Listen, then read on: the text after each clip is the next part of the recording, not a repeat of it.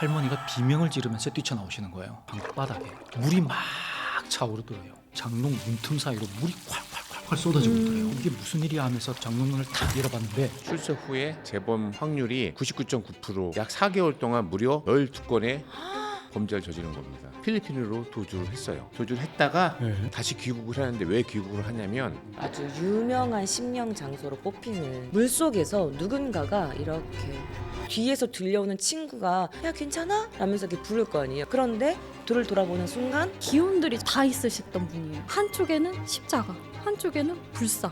천수경을 틀어놨다가 성경도 읽었다가 3개월 뒤부터 안 좋은 일이 일어나기 시작한 거예요. 딱 이 사람의 문제점은 그거거든요.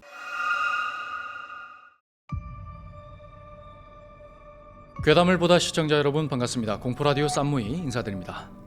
차돌 전재영 형사입니다. 안녕하세요. 벽사신당 천문사제 혜령입니다. 안녕하세요. 자세하고 디테일하게 알려드리는 공포 크리에이터 K짱입니다.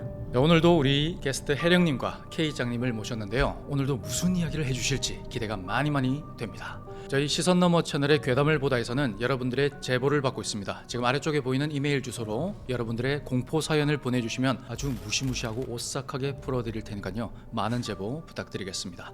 그럼 오늘의 괴담 속으로 들어가도록 하겠습니다.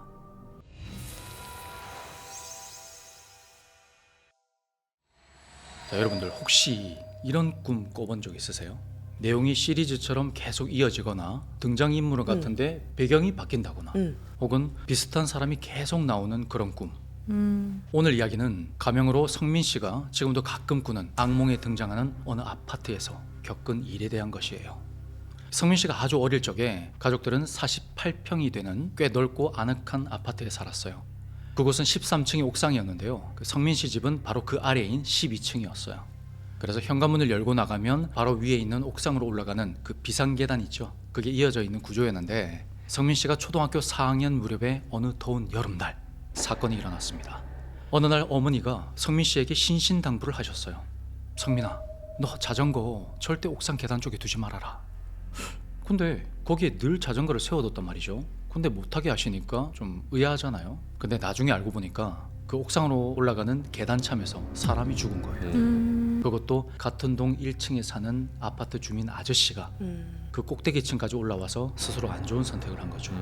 아이고. 이 성민 씨는 현장을 직접 보진 않았지만 얘기만 들은 거거든요. 근데 어린 나이에 얼마나 무서웠겠어요. 우리 집 바로 위층에, 그것도 내가 매일매일 자전거를 세워두던 곳에서 사람이 죽었으니까요. 근데 그 이후로 들려온 소문들이 심상치가 않았어요. 그 시절에는 이웃끼리 왕래가 좀 잦아서 하루는 옆집 아주머니가요, 엘리베이터를 기다리다가 무심코 위쪽 계단을 탁 올려다 봤대요. 근데 그 계단 사이로 사람 다리가 쭉 삐져나와 있는 거예요. 그것도 아주 새까만 다리가요. 이 얘기를 우연히 듣게 된 성민 씨는 그때부터 계단 쪽은 아예 쳐다보지도 못했답니다. 그래서 그 엘리베이터를 기다릴 때 너무 무섭잖아요. 그래서 엘리베이터 버튼을 누르고 현관문 안쪽에 숨어 있다가 엘리베이터가 올라와서 문이 열리면 그때서야 후다닥 뛰쳐나가곤 했어요. 근데 문제는요, 그 공포가 단순히 상상으로 그치지 않았다는 거예요. 일이 터지고 소문이 돌고 나서 몇 주 뒤에 추적추적 비가 내리던 어느 날 밤이었어요. 한창 장마철이라 꿉꿉하니 매일 비가 오던 시기였는데 당시 성민 씨는 자기 방이 따로 없어서 할머니랑 같은 방을 썼어요. 근데 그날따라 천둥 소리에 빗소리가 요란해서 그런지 어린 마음에 잠이 잘 안 왔나 봐요.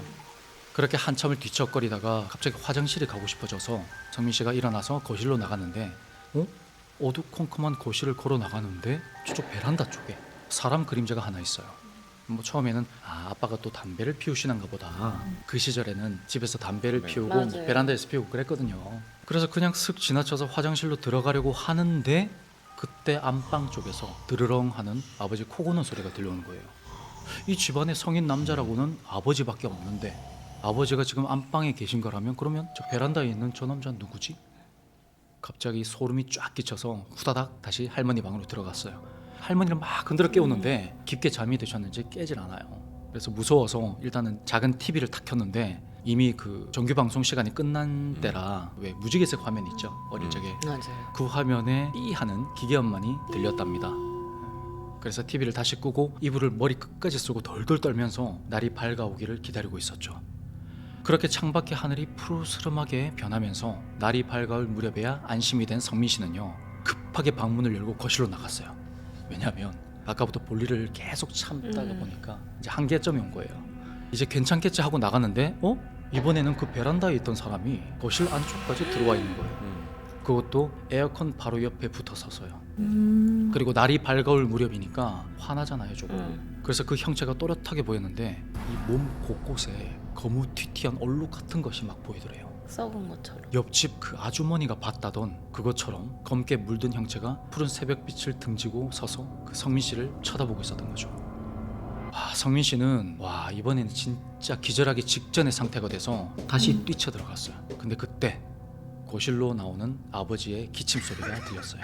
그래서 조심스럽게 거실로 나가봤더니 그 남자는 사라지고 없더랍니다. 그래서 아버지를 붙잡고 아버지 방금 웬 모르는 남자가 여기 서 있었다. 그리고 얼룩덜룩 점이 있는 남자가 서 있었다. 그렇게 말을 했는데 아버지는 얘가 잠이 덜 깼나 하면서 그냥 넘겨버리더랍니다. 그렇게 시간이 흘러서 성민 씨가 중학생이던 어느 평범한 날의 저녁이었어요. 성민 씨는 방에서 컴퓨터를 하고 있었고 그리고 거실에서는 어머니와 누나가 TV를 보고 있었죠. 근데 그때 갑자기 방문이 뻘컥 열리면서 할머니가 비명을 지르면서 뛰쳐나오시는 거예요. 할머니 숨도 제대로 못 쉬면서 사색에 대해서는 가족들에게 빨리 와보라고, 지금 장롱 안에 사람 들어있다고 이러는 거예요. 그 말에 놀란 아버지가 골프채를 잡아들고 급하게 뛰어들어갔는데 장롱 문을 열어보니까 가지런히 정돈된 옷가지밖에 없는 거예요. 그런데 할머니 말씀은 이랬어요. 할머니가 초저녁에 깜빡 잠이 들었는데 꿈에서 할머니 방바닥에 물이 막 차오르더래요. 그래서 허둥지둥하다가 밖으로 도망가려고 나가는데 문을 딱 여는 순간 문지방에 누가 떡하니 버티고 서 있더랍니다. 그래서 고개를 들어봤더니 돌아가신 할아버지였어요. 할아버지는 아무 말도 없이 할머니를 못 나가게 하면서 손가락을 들더니 한쪽 끝에 있는 장롱을 가리키더랍니다. 그래서 할머니가 고개를 돌려서 그 장롱을 쳐다봤더니 그 장롱 문틈 사이로 물이 콸콸콸콸 쏟아지고 있더래요. 그래서 할머니가 이게 무슨 일이야 하면서 다가가서 장롱 문을 탁 열어봤는데 그 안에는요 생전 처음 보는 무서운 인상의 여자들이, 아니 대체 그 좁은 장롱 안에 어떻게 들어갔는지 여자들이 들이 서로 뭉개지다시피 막 따닥따닥 붙어서는 할머니를 죽일 듯이 노려보고 있더랍니다. 그래서 할머니가 비명을 지르면서 나왔던 거예요. 근데 이게 개꿈이라 여기기에는 너무 생생하고 흉한 꿈이라서 이 아버지가 그 장롱 안을 혹시나 해서 꼼꼼하게 살펴봤대요. 근데 그 안에서 할아버지 영정사진이 나왔는데 그 장롱 안이 습했던 건지 할아버지 영정사진 얼굴 위로 곰팡이가 새까맣게 피어 있더랍니다. 뭔가 찝찝하죠. 이 일 이후로 할머니가 방에 달마도랑 호랑이 그림을 부적같이 이렇게 걸어뒀는데 이번에는 이 달마도가 문제였나 봐요. 그렇게 할아버지 영정사진 사건이 있고 나서 돌아온 명절날, 성민 씨 고모가 제 집으로 놀러와서 할머니 방에서 낮잠을 잤어요. 고모가 잠이 막 깨려는 순간에 몸이 빳빳하게 굳으면서 가위에 탁 눌린 거예요. 막 몸부림을 치다가 겨우 눈을 떴는데 그때 그 벽에 걸려진 달마도랑 눈이 딱 마주친 거죠. 근데 보통 여러분 아실지 모르겠지만 이 달마도가요 원래 하늘을 올려다보는 각도로 그려진 그림이었대요. 근데 고모는 바닥에 누워있고 달마도는 위를 쳐다보고 있었는데 눈이 마주치려면 달마가 고개를 숙여야 되는 거잖아요. 그렇죠. 그걸 깨달은 고모가 비명도 못 지르고 달마 눈을 쳐다보고 있는데, 왜 우리가 보통 아는 달마는 표정이 근엄하고 위험 있잖아요. 그죠? 근데 뭔가 비웃는 듯한 얼굴로 낄낄거리고 있었다는 거예요. 눈은 똑바로 고모를 쳐다보고 입은 실룩실룩거리면서요. 그렇게 겨우 가위를 푼 고모는 할머니에게 이 일을 털어놨고 할머니는 재수 없다고 그 달마도를 바로 떼서 버렸다고 합니다. 아니 귀신 쫓으라고 걸어둔 그림이 이 사람을 조롱하고 앉아있으니까 얼마나 소름 끼쳐요. 그리고 성민 씨가 이 집에서 겪은 마지막 사건은요 바로 성민 씨 누나의 꿈과 성민 씨가 겪은 사고가 묘하게 얽힌 일이에요. 그때 고등학교 1학년이었던 성민 씨 누나는요 시험 기간이라 밤늦게까지 공부를 하고 있었어요. 그러다가 새벽 늦게 겨우 잠자리에 들었는데 그 시간에 밖에서 막 여자 둘이서 깔깔대고 떠드는 소리가 들리는 거예요. 짜증 나잖아요. 아니 대체 누가 이 시간에 저렇게 떠드나, 그렇게 짜증을 내면서 억지로 잠을 청했는데 누나는 잠이 들자마자 마치 가위에 눌린 것 같은 꿈을 꾸게 돼요. 꿈에 얼굴이 반쪽밖에 없는 여자 둘이 나와서는 성민 씨를 방바닥에 눕히더랍니다. 그러더니 이 누나가 보는 앞에서 꼬집고 핥히고 막 깨물고 하면서 막 괴롭히더래요 동생을. 근데 몸을 움직일 수 없으니까 그 장면을 계속 지켜볼 수밖에 없잖아요. 그래서 부릅뜨고 쳐다보고 있는데 이번에는 그 여자 둘 중 하나가 갑자기 투명한 약이 든 큰 주사기를 꺼내더니 성민 씨의 쇄골 있는 쪽에 주사 바늘을 푹 찔러 넣더랍니다. 와, 그 모습이 너무 끔찍해가지고 막 비명을 지르면서 꿈에서 깼어요. 와, 참 별꿈이 다 있다 하는데 방금 꿈속에서 들었던 그 여자의 웃음소리가 계속 들리는 거예요. 어머. 그러면 안 되잖아요. 가만히 들어보니까 이게 아파트 1층 쪽에서 나는 소리가 아니라 누나 방의 창밖에서 나는 소리였어요. 아까도 말했다시피 이 성민 씨의 집은 아파트 12층이었잖아요. 근데 이 누나의 방 창문은요, 밖이랑 연결된 게 아니라 주방과 연결된 뒷베란다 쪽으로 연결돼 있었어요. 그러니까 그 새벽에 여자 둘이 베란다에 숨어서 낄낄거리고 웃고 있었다는 거예요. 누나가 소름이 쫙 끼쳐서 좀 확인해 보려고 몸을 탁 일으키는데 그 순간 웃음소리가 뚝 끊어져요. 그러더니 이렇게 말하는 낮은 목소리가 들려와요. 야, 일어난다. 일어나. 그 말에 너무 놀라서 눈을 확 뜨니까 아침이었어요. 거기까지도 다 꿈이었던 거예요. 야, 누나는 꿈이 너무 섬뜩해서 찝찝한 마음으로 학교를 갔는데 그날 오후에 난리가 났습니다. 이 성민 씨가 자전거를 타고 언덕길을 내려오다가 길가에 세워진 리어카를 피하지 못하고 그대로 들이받아 버린 거예요. 어머. 사고가 꽤 크게 나서 이 성민 씨 뼈까지 부러졌다는데 밖으로 돌출된 리어카 부속 부분이 찔려서 쇄골이 뚫리는 관통상을 입은 거예요. 만약에 아주 조금만 더 위쪽을 찔렸다면 손도 못 쓸 정도로 심각했을 거라고 그렇게 의사 선생님이 말씀을 하시더래요. 성민 씨가 누나의 이 꿈 이야기를 들은 건 사고 이후 시간이 한참이나 지난 후였어요. 성인이 되고도 한참 지난 후에 들었대요. 누나는 내가 괜히 그런 꿈을 꿔서 동생이 그런 사고를 당한 게 아닌가 죄책감이 좀 있었나 봐요. 그렇게 성민 씨 사고 이후 얼마 지나지 않아서 가족들은 이사를 갔고 더는 이상한 일을 겪지 않았다고 합니다. 사람의 수명을 갉아먹는 집이 있다면 그런 곳이 아닐까. 성민 씨는 아직도 가끔 그 집에서 겪은 일들을 악몽으로 꾼다고 합니다. 오늘 제 이야기는 여기까지입니다. 혜령님, 이런 그 수명을 갉아먹는 집이란 게 있을까요? 혹시나 있다면 그런 집의 특성이라든가 특징이 있을지. 저희가 그러한 터를 사지터라 그래요. 사지터, 죽을 사자에 땅지자. 네, 진짜 죽으려고 들어온 거구나 그 터에 이렇게 얘기를 하는 거거든요. 왜냐면 거기 운기가 이미 터들마다 다 다르기는 한데 막 기운을 발복하기 시작하는 터가 있고 이미 다 기운이 쓸데로 써서 죽어버린 터가 있어요. 쇠한 곳이 있구나. 네, 그러한 데를 저희가 이제 사지터라고 하거든요. 근데 잘못 들어가면은 정말 즉사할 수 있어요. 어머. 제가 실제로 그러한 신도분을 만난 적이 있었고 그분이 가게를 차리려고 이제 저를 만나기 전에 네. 이미 문서를 다 할 대로 해놓고서는 이제 차려놨어요. 근데 그때부터 될 일도 안 되고 자꾸 사고가 나고 막 그러는 거예요. 그러니까 찾아오신 거죠. 근데 그분이 딱 들어오는데 죽을 때가 안 됐는데 저승사자님을 끌고 들어온 거예요. 죽을 때가 안 됐는데. 보였구나. 네, 그래서 곧 죽겠구나. 제가 그랬어요. 곧 죽겠구나. 오래 걸리진 않을 것 같아. 제가 그렇게 얘기를 했거든요. 어디를 들어간 거예요? 이렇게 얘기를 하니까 그 사람이 딱 마사지 하시는 분이었어요. 얼굴 마사지 샵을 피부 미용? 네, 피부 미용을 했는데 자기도 모르게 정말 빨리 그냥 알아보고 빨리 해야겠다 마음이 왜 이렇게 조급한지 몰랐대요. 그래서 했는데 거기가 사지터였던 거죠. 어머. 가게터가. 네, 그래서 빨리 매매할 수 있게끔 매매 부적을 이제 보내드리고 매매할 수 있게끔 어떤 비방을 쳐가지고 그 다행히도 매매가 정말 안 됐었는데 됐대요. 이번에 빨리 그렇게 내보내는데 어쨌든 그런 식으로 수명을 갉아먹는 터, 집이라기보다는 터죠. 터 자체 기운이 그러한 터들은 분명히 존재한다. 궁금한 게 있는데 그러면은 혜령님도 이렇게 이사를 가시거나 그러실 때 그런 거를 다 보고 네, 그렇겠죠, 당연히. 풍수, 하겠죠. 네, 터 방향 이런 거 다 봐요. 근데 중이 제 머리 못 깎는다 말이 있잖아요. 그래서 그래서 질문하신 것 같아. 그래서 궁금했어요. 예. 혹시 그게 다 보이시고 하시구나. 다 해요. 그럼 그 특징은 간단하게 한 가지만 설명해 주시죠. 저는 일단은 벽지를 먼저 이제 확인하라고 하거든요. 네. 습기가 곰팡이? 차 있는지 아닌지 일단 아. 그게 제일 기본적인 거고요. 나머지는 일단 이 사람한테는 안 좋은 터인데 또 다른 사람한테는 오히려 생이되는 터일 수도 있는 그렇다고 거거든요. 하더라고요. 그래서 그거는 사람마다 다르기 때문에 저는 웬만해서는 이사를 가거나 어떤 방향을 볼 때는 꼭 무당한테 기룡화복을 점지해서 가라 이렇게 좀 권하죠.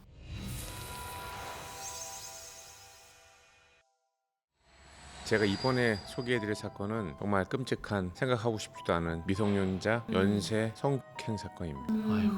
제 실수입니다. 그때는 2006년 5월 24일 오전 7시 55분경에 한 초등학교 주변에서 흰색 차량에서 한 남성이 나옵니다. 그 남성은 등교하는 초등학교 4학년 여자아이한테 말을 걸어요. 양호 선생님 물건을 갖다 줘야 되는데 네가 좀 도와줄래? 이제 착한 어린이는 그걸 도와주려고 그 차로 갑니다. 차로 가자마자 위협을 해서 애를 차에 싣고 한적한 공원을 가서 성폭행을 합니다. 아유 미친. 죽어버려야 돼. 고작 그 아이는 만 나이로 9살밖에 안 됐어요. 아. 근데 그 아이를 성폭행을 합니다. 이 사건이 발생하고 경찰이 이제 CCTV 영상을 확보를 해요. 근데 당시에 오래 전이라서 CCTV 영상 가지고 번호판을 확인이 안 됐어요. 그래서 이제 수사에 진척이 별로 없었는데 이 사건 발생 후에 2달 동안 비슷한 사건이 5건이 더 발생합니다. 이렇게 되자 이제 저희 인천지방경찰청 광역수사대 사건이 배정이 돼요. 이제 일선 경찰서에서는 좀 하기 어렵다. 여러 군데 사건이 났기 때문에 그래서 광역수사대에서 사건을 이제 수사를 시작을 합니다. 처음에는 유사, 전과자 그리고 우범자 상대로 수사를 했고 가장 중요한 게 여기서 차량이었잖아요. 네. 차량에 대한 수사를 진행합니다. 이 차량은 흰색 기아 카니발 자동차였어요. 그런데 좀 특징이 있었어요. 선루프하고 루프백 그리고 앞에 차량 보닛에 보면 이렇게 인터쿨러라고 장착된 차가 있습니다. 그 차량이어서 당시 출고된 카니발 차량 전체 중에 1차로 이 선루프와 루프백이 장착된 차량을 줄였습니다. 근데 굉장히 많죠 그러면. 그리고 또 경찰이 착안한 방법이 카니발 차량 뒤에 후미등을 보면 이 후미등이 몇 번 바뀌었어요. 그래서 이 후미등에 따라서 대략적인 생산 연도를 추정할 수 있었습니다. 네. 이렇게 추렸고 2차적으로 그리고 범행지가 외곽 순환도로에 인접해 있던 곳이었어요. 그러니까 아주 먼 곳은 아니라 서울, 경기, 인천 인근에 있는 차량을 우선 수백 대를 전수조사를 합니다.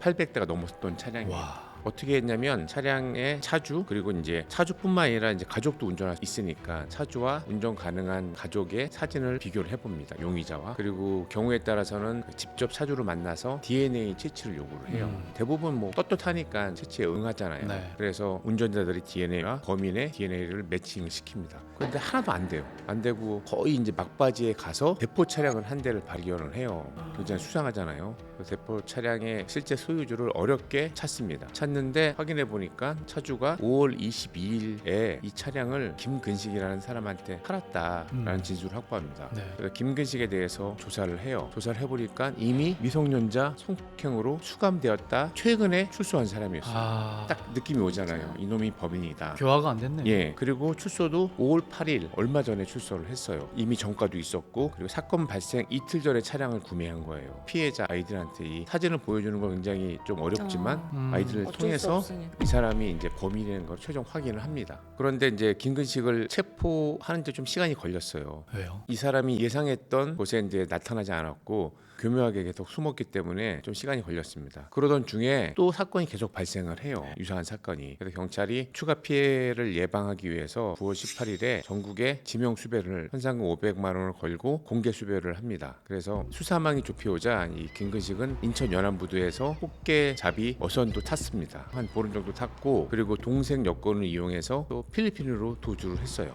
도주를 했다가 네. 다시 귀국을 하는데 왜 귀국을 하냐면 네. 막상 자기가 거기 가서 뭔가 하려고 숨으려고 했는데 본인이 이제 아동 성폭행 전과가 있고 하니까 사람들이 다 꺼려했대. 그걸 어떻게 알았죠? 소문이 난 것 같습니다.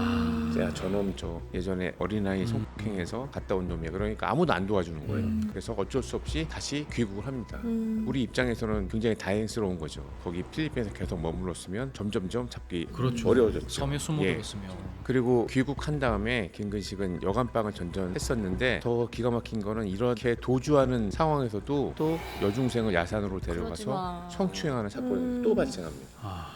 그리고 공개 수배로 전환이 되자 김근식이 자수를 합니다. 경찰에. 어쩔 수 없으니까. 그런데 공개 수배로 전환되자 김근식이 굉장히 좌절을 했다고 해요. 왜요? 자기 이제 신분이 노출이 되니까. 그래서 저는 좀 황당한 게 아니 그렇게 파렴치한 범죄를 저지르면서도 본인 신상이 노출되는 걸 신경을 쓰는 게 기가 차네. 체면이 있다는 게 좀 신기할 뿐입니다. 법원이 더 이제 기가 막힌 판결을 합니다. 아 또 설마. 예, 법원이 와. 어린이에 대한 성폭행 범죄로 이미 이제 징역 5년을 선고받고 다시 범행을 저질렀잖아요. 네. 그래서 교화 가능성도 거의 없고 없죠. 평생 사회에 격리시켜야 된다. 그렇게 얘기를 하면서도 뒤에서는 또 경찰에 자수를 했고 그리고 경찰의 수사에 협조하는 등 정상을 참작해서 징역 15년을 선고합니다. 아니 거의 다 잡은 거로 그냥 예, 다 맞아요. 잡은 거죠. 그냥. 사실 그냥 처음부터 자수한 게 아니라 더 이상 이제 본인이 도망갈 길 없다고 도망갈 게 생각했으니까. 없으니까 이제 자수를 한 거잖아요. 그래서 15년을 선고합니다. 아. 이해가 안 가는 게 앞에서는 교화 가능성이 없다고 했잖아요. 네.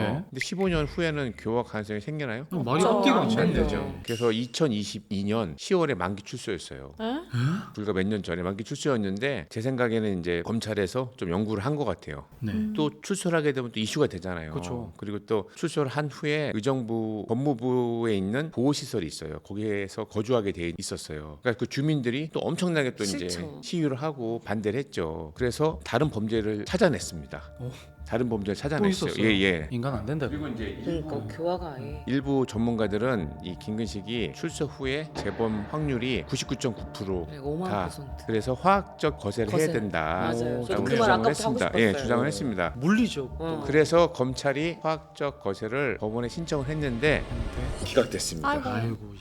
법원에서 기각을 했습니다. 법원은 범죄자의 인권을 너무 존중을 하는 것 같습니다. 왜 때문인지 이해가 할 수 없습니다. 근데 다행히 출소 전에 16년 전에 발생했던 강제추행 범죄 혐의가 드러나요. 네. 그래서 다시 구속이 돼요. 음. 그런데 수사 결과 이거는 또 김근식의 범죄가 아니라고 밝혀져요. 그런데 다행히도 또 다른 범죄가 발견이 돼요. 2006년도에 2006년 9월에 경기 파주에서 발생했던 아동 성추행 사건인데 이 DNA가 김근식의 DNA와 일치합니다. 그래서 법원이 징역 5년을 선고합니다. 5년밖에. 예.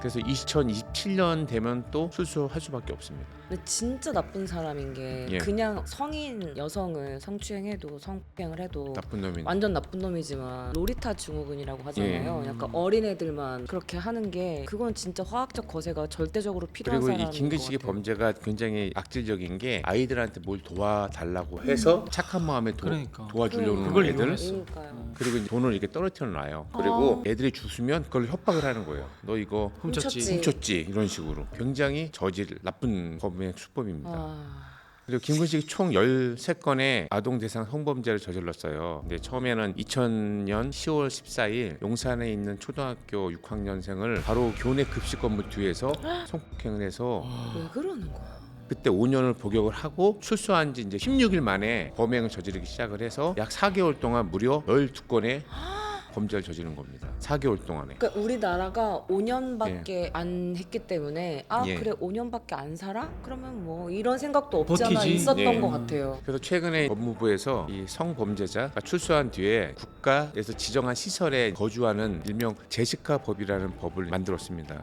근데 이 법에 대해서도 이미 복역이 끝난 후에 다시 시설에 머무는 거는 위헌의 소지가 있다라는 위헌성 논란도 있고 그리고 또 인근 주민의 반발도 있습니다. 그래서 아직까지 해결할 점이 굉장히 많고 제가 제시카 법을 설명해 드리면 2005년 2월에 미국 플로리다 주에서 제시카 런스포드라는 9살 난 어린이가 있었어요. 근데 그 여아가 성범죄 경력이 있는 이웃 남성 존 쿨이라는 남성에게 납치된 후 강간당하고 살해된 사건이 있었어요.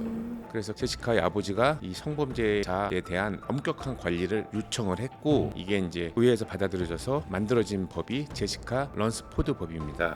근데 이 주요 내용은 아동 성범죄자의 경우는 초범이라도 징역 25년 이상, 재범은 무기징역 이 원칙이고 만약에 출소를 한다고 하더라도 평생 전자발찌를 착용해야 됩니다. 근데 한국형 제시카 법도 의미가 있지만 이 한국형 제시카 법은 예산이 굉장히 많이 들어요.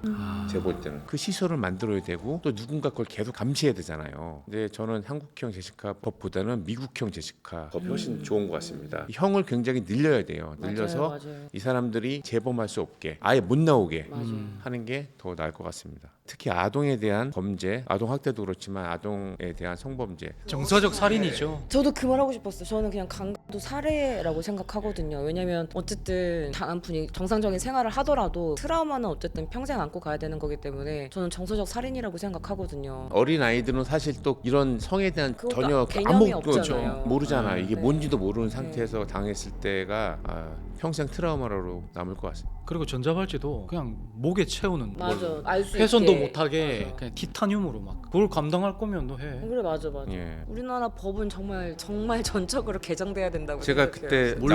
나와서도 얘기했던 게 미국 형처럼 계속 부과해야 돼요. 징역 30년이 아니라 100년까지 뭐 적립 200년까지. 200년. 예. 그리고 저는 무기징역도 계속 그냥 죽을 때까지 갇혀 있는 그런 법도 있어야 된다고 생각해요. 가석방 없는 그러니까 무기징역. 그게 가석방 없는 없는 무기징역을 무기징역을 예. 해야 된다고 생각해요. 그렇죠. 무슨 인권이야, 이씨. 인간도 아닌데.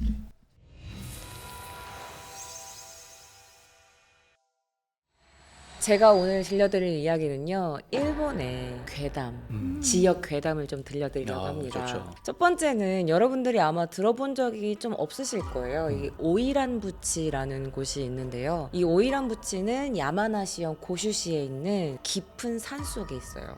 국도 411호를 따라 들어가다 보면 더 이상 이제 길이 이어지지 않는 지점이 있거든요. 근데 그곳에는 한 장소가 있어요. 그곳이 바로 오이란부치라는 곳입니다. 지금은 접근 자체가 아예 금지되어 있어가지고 완전히 폐쇄된 공간으로 남아 있는데요. 절벽 붕괴 위험 때문에도 있고, 그리고 길도 막혀 있고, 계단마저 출입 금지라고 차단이 되어 있어가지고 일반인은 들어갈 수가 없습니다. 그런데도 이 장소는 사람들 사이에서 아주 유명한 심령 장소로 뽑히는 곳입니다. 이유는 단 하나입니다. 바로 이곳에 얽혀 있는 전설 때문인데요. 이 장소에는 특별한 좀 이상한 특징이 하나 있어요. 그게 뭐냐면 이 주변에서 일어나는 사고들 때문인데요. 네. 특히 물과 관련된 사고입니다. 피해자의 대부분이 남성이라는 점입니다. 네, 남성. 단순한 우연이라고 보기에는 반복되는 패턴이 있는데요. 그게 이 기묘한 현상의 시장은 좀 전국 시대까지 올라가야 합니다. 많이 가네요. 네. 당시 이 지역에는 쿠로카와 금강이라는 곳이 있었어요. 근데 이 금강은 이 다케다 가문이라는 곳의 중요한 자금원이었어요. 군사력을 유지하는 핵심 기반이 바로 이 금광이었던 겁니다. 금은 곧 권력이었고, 그리고 이 금강은 절대 외부에는 알려져선 안 된다라는 그런 비밀이 있었습니다. 그런데 문제가 있었는데요. 이 금강에는 수많은 사람들이 일단 들어들어왔을 거 아니에요. 일도 해야 되고, 금 캐는 사람도 있고, 나라의 권력도 있고, 그리고 그 주변에는 유곽이 형성되어 있었는데요. 그곳에는 55명의 기녀들이 있었습니다. 근데 그녀들은 단순한 유녀가 아니었어요. 당시 기준으로 최상위 계층의 기녀, 이거 들어보신 적 있을 거예요. 오이란. 그래서 오이란이구나. 네, 맞아요. 오이란이 뭐냐면 기녀들 중에서도 최고의 배출을 내는 최고의 유명한 기생을 오이란이라고 불렀어요. 근데 이제 높은 지위의 사무라이조차도 쉽게 만날 수도 없는 존재들이었고, 막대한 비용을 지불해야만 접근할 수 있는 게 바로 이 오이란들이었습니다. 그런데 그 화려함 뒤에는 위험한 하나가 있었는데요.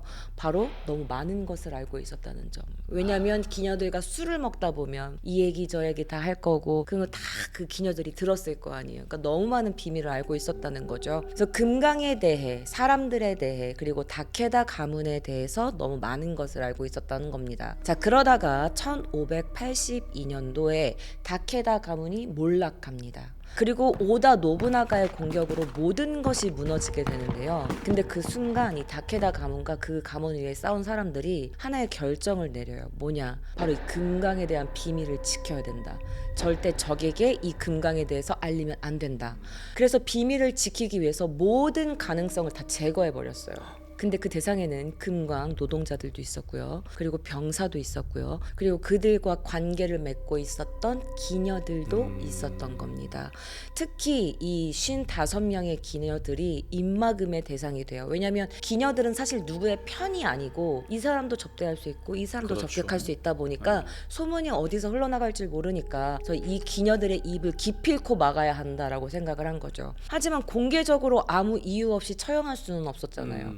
그래서 사고처럼 보이게 만드는 계획을 세우게 됩니다. 그녀들의 노고를 치하한다. 너희들 그동안 너무 고생했다라면서 잔치라는 명목으로 계곡으로 부릅니다. 그래서 강 위에는 화려한 무대가 이렇게 설치되어 있고, 그리고 불빛과 음악이 막 흘러요. 그럼 이 기녀들은 의심할 필요가 없었죠. 그래서 거기서 춤도 추고 노래도 부르고 공연을 막 하는데, 그런데 그 순간 이 무대를 지탱하던 구조물이 끊어집니다. 바로 거기 병사가 그 밧줄을 끊어버려서 그 계곡에서 그 다리가 무너지게 만들어버린 거예요. 춤을 추고 있던 그 기녀들이 전부 다 그 계곡 속으로 빠졌던 거죠. 떨어진 거죠. 자, 절벽 아래에는 거센 물살과 바위로 가득한 곳이었습니다. 떨어지는 순간 이미 살아남기 힘든 구조였던 거죠. 그래서 떨어지는 순간 일부의 기녀들은 바로 즉사했고, 일부는 물에 쓸려서 내려갔어요. 그래서 살아남은 사람들도 있었어요. 그래서 막 살려주세요 살려주세요 했겠죠. 그런데 그들은 끝내 구조되지 못했어요. 왜냐하면 마을에는 이미 명령이 떨어진 겁니다. 너희들이 그 누구라도 기녀들을 한 명이라도 도와주는 순간 너희들도 똑같이 죽일 것이다 라고 해서 기녀들이 살려달라고 외치고 있었지만 마을 사람들은 그 외치는, 구조해달라고 외치는 도움을 그냥 이렇게 무시할 수밖에 없었던 거죠. 결국 그녀들은 아무 도움도 받지 못한 채 그대로 사망하게 됩니다. 이 사건 이후에 이 계곡에서 계속 이상한 일들이 일어나게 되는데요. 밤이 되면 어떤 여성들의 비명소리나 자작한 노랫소리가 들린다고 합니다.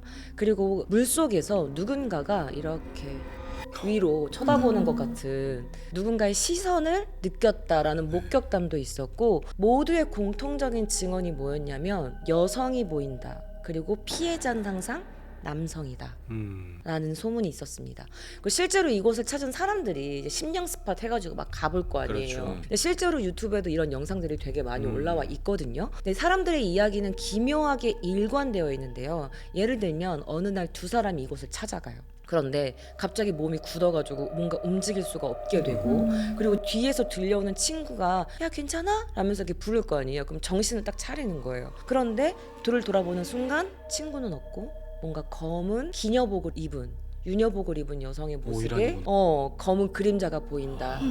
그래서 그 친구가 나중에 야 나 지금 뭐 본 거 같아 라고 말했을 때 그 불렀던 친구가 야 너 지금 절벽 끝으로 걸어가고 있었어 라고 말을 한 거예요. 끌려간 거죠. 또 다른 사례에서는 5명이 함께 방문했을 때였는데요. 절벽 아래 이렇게 강을 이렇게 내려다보는 순간 수면 위에 사람이 보였는데 그게 실제로 찍힌 사진이 있거든요. 근데 긴 머리의 여성이 물 위에 떠 있는 것이 아니라 그냥 이렇게 서 있는 모습이 이렇게 찍힌 거예요. 근데 그 시선이 이렇게 위로 향하는 순간 함께 있던 여성들이 아, 배 아파 라면서 통증을 호소하기 시작해요. 그리고 이유 없는 고통, 그리고 설명할 수 없는 반응, 그리고 나중에는 그 여성들의 바지가 피로 젖어 있었대요. 그러니까 하혈을 한 거죠. 자, 이뿐만이 아닙니다. 운전 중에 도로 위에서 반복해서 나타나는 여성들도 계속해서 찍혔고, 그리고 사진에 찍히는 정체불명의 형체. 근데 약간 머리 스타일이나 이런 게 그 기녀들이 할 법한 올림머리 있잖아요. 그런 머리에다가 기모노 같은 그런 옷을 입고 있는 하얀색 형체가 찍혀있는 사진들도 많이 발견됐다고 합니다. 자, 그리고 이유 없이 발생하는 사고들도 너무 많았고, 이 모든 곳이 가리키는 곳이 바로 이 오이란 부치라는 곳이죠. 그리고 실제로 무속인 분이 오이란 부치에 간 적도 있는데 막 몸을 벌벌벌 떨시면서 했는데 그 옛날에 촬영한 거였거든요. 지금처럼 이렇게 기술이 발달되지 않았을 때였는데. 일본 무당요? 네, 일본 무속인 분. 그러니까 음향사 뭐 약간 그런 그쵸, 거 그쵸. 있잖아요. 그 사진을 딱 찍었는데 그 무당분 위로 이렇게 하얀색 물체가 찍혔어요. 그 옛날 카메라로. 그러니까 조작이나 이런 게 할 수 없는 필름 상태. 카메라로? 네, 그런 거죠. 그래서 지금은 이곳이 완전히 폐쇄가 되어 있고 위험해서가 아니라 어쩌면은 더 이상 이곳에 들어가면 안 되기 때문에, 무슨 일이 일어날지 모르기 때문에 심령 스팟을 좋아하는 사람들도 이곳만은 좀 피하는 장소라고 합니다. 자, 사람들은 이렇게 말하죠. 가지 말라는 데는 이유가 있다. 그리고 마지막으로 여러분들께 묻고 싶습니다. 네네. 혹시나 심령 스팟 좋아하시는 분들 네. 이래도 가고 싶으십니까? 네, 시선 너머 채널을 좋아합니다. 네, 이 채널로 오세요. 거기 가지 마시고요. 대리만족. 대리만족. 이렇게 제 얘기 듣는 것만으로도 만족하셨으면 좋겠습니다. 혹시 네. 정부의 어떤 누군가가 네. 금광을 숨기기 위해서 낸 소문이 아닐까 근데 그런 생각이 드는데요. 진짜 실제로도 그 근처에 가면은 그 오이란 부치 말고 그 금강 있는 곳 있잖아요. 금강 술이 팔아요. 금술. 금술도 팔고, 그리고 예전에 그 발견되었던 금 같은 것도 어떤 뭐 박물관 이런 데 이제 배치되어 있기도 하고, 가끔 가다가 금이 발견되기도 한대요. 그 사금 같은 조그만 것도? 사금 같은 네. 것들이 발견되기도 한대요. 실제로 그 근처에. 지금도 거기는 이제 명소로 되어 있습니다. 금이 아직 많은 거야. 네. 그죠? 그치. 그럴 수도 금술이 있겠네요. 유명해. 현실적으로 봤을 때. 맞아요. 형사님 빙의했습니다. 다음 두 번째로 들려드릴 이야기는 미도로 연못이라는 곳인데요. 아마 심령 스팟을 좋아하시는 분들은 한 번쯤은 들어보셨을 곳이라고 생각해요. 미도로 연못. 작년에 갔습니다. 아, 진짜요? 그곳을 가시다니. 세상에. 일본에는 지도에도 표지되어 있지 않은 한 연못이 하나 있습니다. 근데 겉으로 보면 그냥 평범한 물 웅덩이에 가깝다고 해요. 관광 지도에도 없고 이쪽이 미도로 연못입니다 라는 뭐 그런 관광 안내판도 없다고 네. 합니다. 그런데도 사람들은 그 장소를 알고 있죠. 미도로 연못. 자, 이 연못이 유명해진 이유는 단순합니다. 가면 안 되는 곳이기 때문입니다. 그리고 이 연못에는 항상 이런 말이 따라 붙습니다. 그곳은 한 번 온 사람은 돌려보내지 않는다. 외국 들어왔는데. 눈에 보이지 않지만 아. 뭔가가 있을 수도. 테테테. 그래서 이 연못에 처음 이상한 소문이 돌기 시작한 건 꽤 오래전 일이라고 해요. 네. 그런데 공통된 이야기가 하나 있습니다. 물이 이상하게 굉장히 조용하다고 하는데 맞습니까? 맞습니다. 네. 바람이 불어도 물결이 거의 일지 않고 주변에 나무가 흔들려도 이 수면만은 마치 멈춰 있는 것처럼 보인다고 해요. 그냥 고요한 게 아니라 뭔가 이렇게 눌려 있는 것처럼 정막 약간 멈춰 있는 느낌이라고 합니다. 근데 여기서 이상한 점이 하나 있대요. 이 연못의 깊이를 알 수 없다는 건데 맞습니까? 안쪽은 꽤 깊어 보이더라고요. 네. 그래서 여러 번 측정이 시도된 적이 있는데 바닥이 확인된 적은 아직까지 없다라는 말이 계속 나오고 있어요. 무섭다. 네, 그래서 이게 단순한 자연 현상이 아니다. 이런 얘기도 들린다고 합니다. 그리고 이상한 일은 이 다음부터 시작되는데요. 이곳에서 점점점 사람들이 사라지기 시작한 겁니다. 처음에는 단순 실종이었다고 해요. 뭐 예를 들면 낚시를 하러 갔다가 돌아오지 않는 사람, 뭐 사진을 찍으러 갔다가 연락이 끊긴 사람, 미도로 연못이 뭐지? 그래서 탐험을 갔다가 흔적만 남기고 사라진 사람.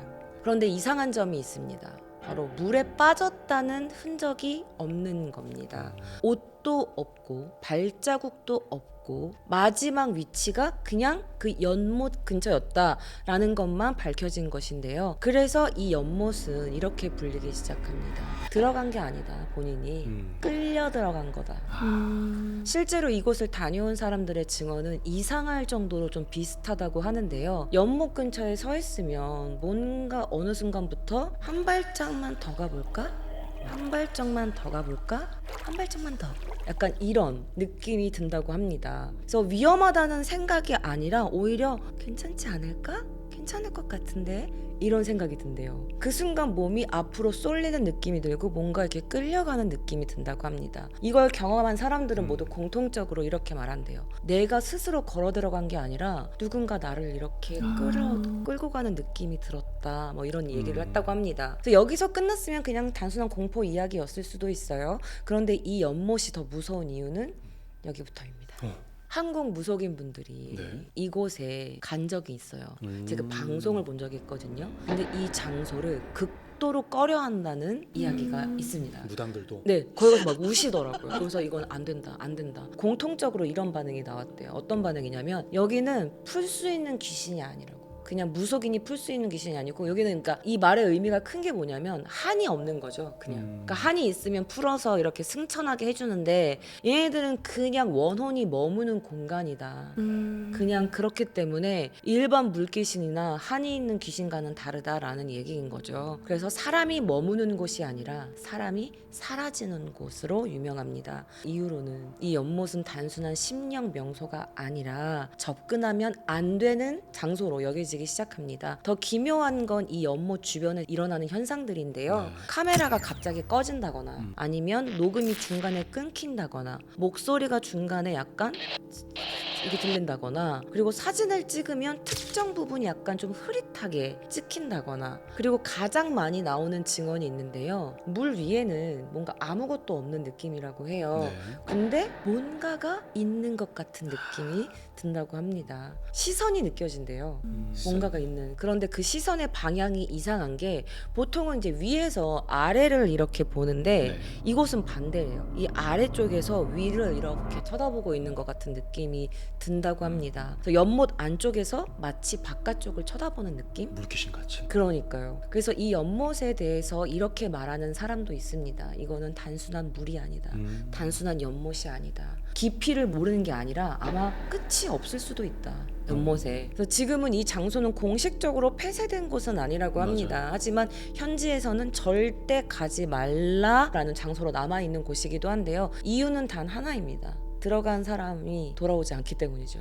돌아온 사람보다 돌아오지 못한 사람이 더 많다는 것입니다. 물에는 안 들어갔어. 미도로 연못이 잘못 찾아갔나? 그리고 이 마지막으로 되게 중요한 건데요. 네. 이 연못에 대해서 가장 많이 도는 말이 있는데 누군가가 이름을 불러도 누군가가 야 쌈이 이렇게 불러도 절대 대답하면 안 된다고 합니다. 왜냐하면 그건 사람이 아닐 수도 있기 때문입니다. 근데 모양이 그냥 뭐 둥그렇고 뭐 타원형이고 이런 게 아니고요. 네.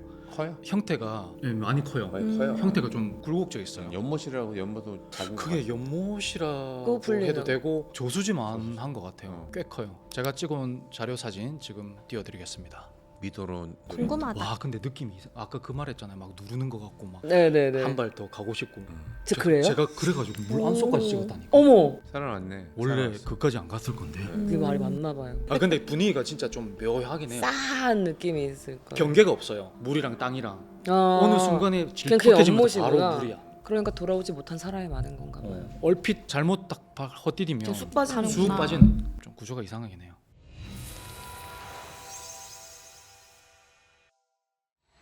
제가 상담을 할 때 상담 시작하기 전부터 간혹 막 먼저 주저리 막 얘기하시는 분들이 계세요. 혹은 제가 맞출 때까지 가만히 계시는 분들이 있으시잖아요. 잘하나 알아요. 보자. 뭐 급한 건 없는데요. 저는 그냥 신년운세 보러 왔는데요. 막 이러면서 그냥 왔어요. 되게 막 건방지게 앉아 계신 분들이 있어요. 제 입장에선 그래. 왜냐면 저는 어르신을 모시고 있는 입장이잖아요. 그래서 그렇게 비춰지는데 그런 분들이 이제 점사를 보기 시작하면은 집에 단지 있잖아요. 이렇게 얘기가 나올 때가 있거든요. 신주 단지 같은 거. 네. 그러면 실제로 어머 보셨어요? 되게 능글맞게. 얄미워. 진짜 그러신 분들이 있거든요. 그러면 저 기분이 굉장히 나빠요. 나쁘죠. 뭔가 테스트하러 온 것 같기도 그러니까. 하고 네. 그 신령님들도 그런 거를 별로 안 좋아하세요. 근데 이제 그런 분들도 계시고 한데 어쨌든 이분이 딱 상담하러 들어왔을 때는 정말 송장 같았어요. 검은 쭉쭉하고 뭔가 핏기도 없고 근데 여기는 까마잡잡하고 진기가 다 빠진 것처럼 막 정말 막 빼짝 마르고 그런 산송장이네요. 분이셨거든요. 그래서 온갖 기운들이 정말 다 있으셨던 분이에요. 안 좋은 그러니까 안 좋은 안 좋은 것들이 기운. 다 묻어져 있었어요. 그래서 정말 환란 덩어리다. 딱 이 표현이 맞는 것 같아요. 환란. 진짜 환란이다. 되게 어지러워하고 그분을 보면서 또 영으로 봤을 때도 환란일 수밖에 없구나라는 게 이제 알 수 있는 게 네. 한쪽에는 십자가, 한쪽에는 불상, 한쪽에는 단지 보이는 거예요. 그래서 이게 뭘까? 삼합인가요? 뭐죠? 거의 종교 대통합인데 왜 이렇게 됐을까 정말 의아했어요. 왜냐면 이런 분들이 많이 없거든요. 기독교면 전 기독교예요. 그렇죠. 천주교면 보통은. 천주교예요. 네. 무교예요. 혹은 저 아무것도 안 믿어요 라고 하시는 분들도 계시고 무신론자예요. 네. 아니면 저 뭐 다 믿어요 이렇게 얘기하는데 깊이 있게 이제 믿는 게 아니라 그렇죠. 아 신은 뭐 하나니까 저는 뭐 이것도 믿고 저것도 믿어요 이렇게 하는 건데 이분은 완전히 다른 케이스. 완전 깊이 있게 이것도 믿고, 믿고 저것도 믿고 그럴 수 이런 있어. 것도 있는데 이제 왜 이렇게 됐냐 들어가는 거죠. 네. 이분이 어릴 때부터 너무 많은 걸 본 사람이에요. 귀신이든 안 좋은 것든 심지어 집안에 돌아가실 분들이 계시면 저승사자도 어이구. 보고 꿈도 항상 꾸는데 이게 맨날 시달리는 꿈 누구한테 이제 살해를 당해 악몽이가. 악몽 끔찍하네. 뭐가 쫓아온다거나 막 그런 꿈들을 굉장히 많이 꾸시던 분이었어요. 그러다 보니까 이분 같은 경우에는 종교의 힘이 이제 필요했던 분이었고 사주 자체에서도 기문이 열려 있었고 그리고 영안이 트여져 있는 그러한 기문관살. 네, 그리고 화개살도 되게 많았고 그런 분이셨다 보니까 이제 타고난 거죠. 그리고 그러하셨던 분이기 때문에 이분 같은 경우에는 굉장히 오랜 시간 동안 영을 봤다고 해도 그 영에 익숙해지지가 않는 거예요. 항상 무섭고. 괴로웠겠다. 네. 근데 특이한 게 이분이 집안이 워낙 대가 센 집안이었어요.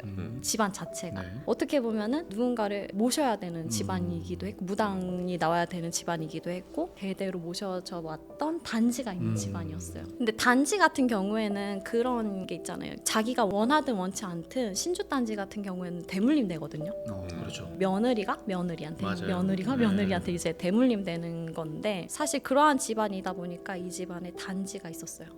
근데 이분은 어렸을 때부터 워낙 시달려 왔지만 이 단지에 대한 것보다는 기독교가 더 마음이 편했던 거예요. 그런 사람이 있더라고요. 40대인데 20대 때부터 기독교를 막 다니기 시작했대요. 찬송가도 부르고 싶을 땐 집에서 찬송가도 부르고 기도도 하고 주기도문도 외우고 성경책도 읽고 그랬던 분이셨고 그리고 벽면에다가 이제 예수님 그림을 놓으셨는데 항상 이렇게 기도를 하다 보니까 어느 날은 이 예수님이 빛으로 딱 나오셔가지고 웃고 사라지셨다는 거예요. 어머. 영접을 한 거잖아요. 와. 그렇죠. 네, 영접을 했는데도 불구하고 귀신의 시달림은 끝나지가 않았던 거예요. 그건 너무 좋았지만 그래서 아는 지인한테 이제 그런 얘기를 했고 아는 지인은 불교를 믿는 분이셨어요. 근데 어느 날 이분의 얘기를 듣고서는 집안에 천수경 한번 틀어봐라 하고 독송 그거를 이제 전달을 해준 거예요. 네. 천수경 독송하는 거를. 근데 이분이 뭐 천수경이야 어쨌든 기독교니까 거기에 대해 좀 꺼림직한 것도 있었고 했는데 한번 그냥 틀어놔 보자 하고 하룻밤 이제 틀고 잤대요. 무산다. 근데 이게 우연인지는 모르겠지만 그분이 표현하기로는 그날따라 희한하게 너무 편안하게 푹 잤다는 거예요. 천수경을 틀어놓고서는. 그래서 이분이 이제 한 번이면은 괜찮은데 그게 한 번이 아니라 두 번, 세 번 막 틀어도 꿈도 안 꾸고 좀 자니까 아 이게 좀 효과가 있나 보다 생각하고 이제 아는 지인이 이제 불교라고 했잖아요. 근데 그분이 또 아는 분이 스님인데 반 스님 반 무당. 그러니까 그런 분. 신내림 받은 스님인 거죠. 이제 그분을 뵀는데 그분이 하는 얘기가 집안에 너도 어쨌든 그러한 기운을 가지고 있는 집안이니까 불상 한번 드려봐라. 예수님을 영접했는데 네, 영접했는데 불상을 한번 성수경을 들으면 드려봐라. 마음이 한쪽 편해지고 벽에는 예수님 근데 또 계시고 이제 한쪽 벽에는 불상. 근데 고민을 되게 많이 했대요. 자기는 기독교가 마음이 편한데 그래서 그것도 포기를 못 하겠고. 자기한테 근데- 맞는 건 또 불교. 네, 근데 불교를 한번 불상을 드려보라고 하니까 되게 꺼림직한데 이게 기가 얇으신 분인 거예요. 팔랑귀네. 굉장히 팔랑팔랑 하시는 분이다 보니까 고민을 많이 하다가 그래 불상 한번 드려보자. 네, 드려놓고. 쉽지 않은 결정인데. 그리고 집에는 단지가 있고 예수님 사진도 있고. 네, 이게 원래 어머니 집에 있어야 되는 단지인데 네. 어머니가 내려오다가 어머니가 이제 아들이 있으면 며느리가 있으면 그렇죠. 물려줄 텐데 집안에 남형제가 없는 거예요. 그렇구나. 아, 그래서 딸이 집에다가 모셔놨고 그럴 땐 딸한테 물려줘도 되는가 봐요. 네, 근데 그게 원래는 좀 다른 케이스긴 한데 어머니도 모르니까 그냥 그렇게 하신 거예요. 한 거죠 집안에다가. 근데 사실 단지에는 그렇게 큰 흥미가 없으시던 분이다 보니까 그냥 박아놓고 모른 척하고 막 관리를 그랬던 안 거예요. 했구나. 네. 어쨌든 낮이 되면은 뭐 찬송가도 틀어놨다가 저녁 되면 천수경을 틀어놨다가 성경도 읽었다가 막 그랬던 거예요. 근데 그렇게 종교 대통합을 이루고 나서 3개월 뒤부터 안 좋은 일이 일어나기 시작한 거예요. 아버지 돌아가셔, 어머. 할아버지 돌아가셔, 고모 돌아가셔. 그것도 한 달 차로. 음. 연달아서. 그러니까 원래 지병이 있으신 분이라고 하면은 그냥 지병이 이해가 있으시니까 가는데. 노쇠하셨으니까 그렇게 될 수 있겠거니 생각할 수 있잖아요. 근데 그게 아니라 갑자기 신장마비로, 뇌출혈로 어머. 막 그런 식으로 가신 거예요. 그래서 이분이 아차 싶었던 거예요. 이거 뭐가 잘못됐나? 뭔가 그러한 기운이 막 돌잖아요. 이제서 근데 심지어 이분이 원래 저승사자를 보던 분인데 네. 안 보셨던 거예요. 안 보였던 거예요. 그 저승사자가. 네. 옛날 같으면은 이제 어르신들 돌아가실 때 아까 제가 처음에 얘기했잖아요. 그렇죠. 저승사자가 네. 보이는 분인데 안 보였던 거예요. 근데 다 돌아가시고 나니까 이제 그때서야 저승사자가 보이고 글로 갔구나. 아직까지도 막 보이기 시작하고 이렇게 뒀다가는 집안이 다 아작나겠구나 쑥대밭이 되겠구나 하고 어떻게든 막 정말 해결하고 싶어가지고 여기도 찾아보고 저기도 찾아보고 안 간 곳이 없대요. 그러다가 저를 알게 돼가지고 인연 잡아서 왔어요. 왔는데 제가 딱 이 사람의 문제점은 그거거든요. 모셔놨던 단지. 원래 단지라고 하면은 매해마다 곡식도 갈아야 되고 그렇죠. 굉장히 깨끗하게 관리를 해드려야 되고 맞아요. 물도 떠놓고 기도도 드려야 되는데 전혀 그걸 일절 안 한 거예요. 저 궁금한 게 있는데 단지 안에 뭐가 들어있는 쌀이요. 쌀. 쌀, 곡식 네. 그렇게 해놔야 되는데 그거를 아예 해놓지도 않고 쌀은 몇 년 동안 묵었는지 그것도 모르고 아이고. 그러니까 거기에 기운이 뭐가 있겠어요. 떠버렸죠. 허허 공천으로 다 뜬 거예요. 거기 계셔야 되는 기운이. 그러다 보니까 원래는 모셔놨는데 그런 식으로 대접을 해버리니까 어떻게 되겠어요. 이분이 안 그래도 대가 센 분이고 영안이 보이고 그런 분인데 집안에 다 안 좋은 게 더 들어오죠. 그래서 제가 이분을 보자마자 호통쳤어요. 저는 대신 할머니가 들어오면은 반말이 나가거든요. 너 죽고 싶냐? 네 단지 모셔놓고서는 지금 뭐 하는 짓이야? 할머니를 제대로 모시던지 아니면 다시 대물림을 하든지 태송을 하든지 결정을 해라. 근데 대신에 지금 너의 대답은 듣진 않겠다. 왜냐면은 지금 감정 상태로 무조건 살려주세요 하면은 그거는 옳은 길은 아니다. 충분히 생각해보고 너가 할 수 있는 최선을 해서 와라. 생각해놓고 와라. 하고 이제 돌려보냈어요. 그러고 나서 며칠 뒤에 이제 연락이 온 거예요. 선생님, 저 꿈을 꿨는데요. 어떤 깨끗하게 입으신 할머니가 본인을 무릎에 눕혀놓고서는 머리 이렇게 쓰담 했다는 거예요. 근데 그 기운이 너무 좋았대. 따뜻하고 행복하고 막 이러한 기분을 또 느낄 수 있을까 싶을 정도로 평생 느껴보지 못한 따뜻함이었다고 하는 누구 거예요. 거? 그게 이제 단지의 주인이신 할머니인 거죠. 그러니까 이분이 마음이 싹 열린 거예요. 아, 이분이라고 하면은 난 이분을 모시고 갈 수 있겠다. 그 마음이 딱 들어가지고 선생님 저 단지를 다시 재정비하고 싶어요 라고 해서 재정비를 해드렸어요. 근데 처음부터 할머니가 이렇게 꿈에서는 따뜻하게 나왔지만 그때 이제 구 탈 때 당시에는 되게 호통치면서 하시던 말이 나는 너를 믿지는 않는다. 너가 여태까지 그렇게 해왔던 것들이 있기 때문에 너를 당장 온전하게 믿지는 못하겠다. 내가 그 자리에 앉아 있기는 하겠지만 3년 세력을 두고 보겠다. 이렇게 말씀을 주신 거예요. 그래서 그분도 그 자리에서는 일단 딱 무릎 꿇고 하면 굴복하겠다고 그렇게 단지도 깨끗하게 재정비해드리고 돌려보냈죠. 그러니까 이분도 아버지가 돌아가시고 고모가 돌아가시고 친할아버지가 돌아가시고 갑작스러운 죽음에도 많이 힘드셨을 거잖아요. 그래서 그 부분에 대한 천도도 제대로 해드리고 보내드리고 그렇게 정리를 했던 일이 있었습니다. 질문이 있는데 기독교 혹은 뭐 천주교를 종교로 가지고 있으면서 신점을 보러 다니시는 분도 있더라고요. 너무 간혹. 많아요. 엄청 많지. 근데 너무 그래도 되는지. 아 근데 그죠? 상관은 없는데 네. 근데 진짜 그분들은 그냥 땅에다가 돈을 떨구는 거나 마찬가지인 게 왜요? 아니 어차피 제가 영적으로 문제가 있어서 얘기를 해도 한 귀로 듣고 한 귀로 흘리실 거거든요. 돈 주고 갚으러 아, 갔는데 전혀 오픈이 아니에요. 아. 아 그래요? 아 근데 저는 뭐 기독교라 이렇게 돼버리니까 왜 오신 왜 거지? 가죠? 왜 가? 왜 돈을 이렇게 낭비를 하시지? 기부천사네요. 네, 그러니까 듣기 좋은 것만 들으러 온 거예요. 답을 다 정해놓고 저 뭐 이렇게 잘 풀릴까요? 제가 잘 풀린다라고 얘기를 해주길 바라겠죠. 근데 만약에 그렇게 얘기를 안 하면 아 네, 전 뭐 기독교라서 얄미운 연기 왜 이리 잘해요? 한 대 콕. 그런 분들이 종종 있어요. 근데 그런 분들은 진짜 안 좋은 얘기 들으면 뭐 하려다가도 다 하지 말랬지. 약간 이제 이렇게 된다니까. 그런 분들도 기독교예요 이렇게 했지만 하지 말랬으니까 하지 말아볼까. 자, 얄미움 2. 너무 잘하신다. 자, 그리고 두 번째 질문인데 결혼한 부부가 있어요. 근데 여자 쪽은 기독교고 남자 쪽은 또 불교예요. 그러면 이 여자분이 가족들이랑 있을 때는 교회에 나오고 또 이 신랑이랑 있을 때는 또 절에 다니고 절에 가고. 이렇게 하는 분들이 꽤 많다고 들었거든요. 네. 이래도 상관없나요? 근데 저는 그게 큰 문제가 될 거라고 생각은 하지는 않아요. 일단은 이분이 어떤 거를 믿느냐 그게 더 마음이 중요한 거고 근데 아까 그분 같은 경우에는 혼자서 많은 거를 다 대통합을 믿어버렸기 때문에 했으니까. 대통합을 해버렸기 때문에 이제 그게 문제가 된 거고 그때의 문제는 아까 말씀드렸잖아요. 단지를 모셔놨는데 그거에 대한 대우가 없었던 게 제일 큰 문제였기 때문에 그게 이제 제일 주 원인이었고 지금 말씀해주신 것처럼 뭐 불교를 갔다가 뭐 기독교를 갔다가 이거는 사실은 큰 문제는 되지는 않아요. 마음만 편하다면은 문제가 되지는 않습니다. 그러니까 자기 마음속에 한 가지 종교만 딱 정해두고 네. 장소를 옮기는 건 상관이 없다. 네. 이분이 인도에 안 사신 게 정말 다행이지 않나. 인도에는 신이 너무 많네. 종류가 엄청나고 그럼 일본도 집이 얼마나 커야 되겠습니까? 맞아 일본도 없는 일본도 거야. 그렇고. 네, 다 모시려면 오늘은 코끼리 이러면서 코끼리 하고 네, 이야기 잘 들었습니다. 예. 오늘도 이렇게 오싹한 이야기, 흥미로운 이야기 또 들어봤는데요. 구독자 여러분께서도 재밌게 들어주셨다면 댓글 많이 달아주시고요. 시선 넘어 채널 구독과 좋아요, 알림 설정 꼭 부탁드리고요. 그리고 하이프까지 꼭 부탁드리겠습니다. 오늘도 감사합니다. 다음 시간에 뵙겠습니다.